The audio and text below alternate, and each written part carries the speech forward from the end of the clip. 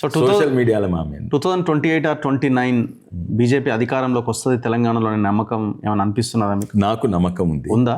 ఎందుకంటే ప్రజలు మాతో ఉన్నారని తెలుస్తున్నది. మొన్న 2 ఎలక్షన్స్ అయిపోయినాయి. ఏవి? సర్పంచ్ ఎలక్షన్స్, గ్రామ పంచాయతీ, తర్వాత మున్సిపల్ ఎలక్షన్స్. మేము పెరిగినాము 200%, 300%, 400% గ్రోత్.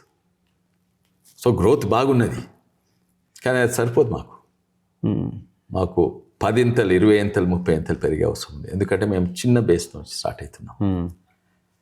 అయితే మాకు సోషల్ మీడియాలో మెయిన్ ఉన్నా కూడా ఉదాహరణంగా ఎక్కడెక్కడ పెరిగినాం చూడండి. ఉదాహరణగా 2-3 ప్రాంతాలు చెప్తాను నా కాన్స్టిట్యున్సీ గురించి. నవాబ్పేట్ మండల్, ఓకే, ఆడ పెద్ద బీజేపీ నాయకుడే లేరు. ఉంటే నేను ఎప్పుడోసారిగా అక్కడ పోతే నా ఎంపీ కాన్స్టిట్యున్సీకి ఉన్నది. అక్కడ 0 ఉండే ఏంది సర్పంచ్లు. ఇప్పుడు 7 మంది సర్పంచ్లు, ఇంకొక ఆయన జాయిన్ అయ్యిండు ఓకే కాంగ్రెస్ నుంచి. అది అక్కడ అదే ప్రాంతంలో కాళయ్య యాదయ్య గారి ఊరు అక్కడనే ఉన్నది. ఓన్లీ యువకులు ప్రజలు కలిసి గెలిపించింది వీళ్ళు. దారూర్ మండల్ ఉన్నది, ఆడ కూడా పెద్ద నాయకులు లేరు. అంటే మొన్న 2-3 నాయకులు జాయిన్ అయినరు టీఆర్ఎస్ నుంచి.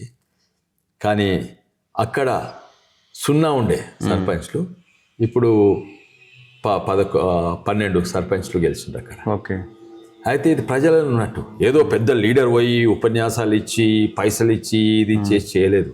అది ఉంటే ఇక ఆ లీడర్ మహాత్మ అనుకుండవచ్చు, ఆ పైసల ప్రభావం ఉండొచ్చు. లేవు. మేము ఎన్నో జాగాలలో నేరో మార్జిన్ తోటి ఓడిపోయినాము. అండ్ మా ఓటింగ్ పర్సంటేజ్, వార్డ్ మెంబర్స్ చాలా 300% గ్రోత్ అయింది.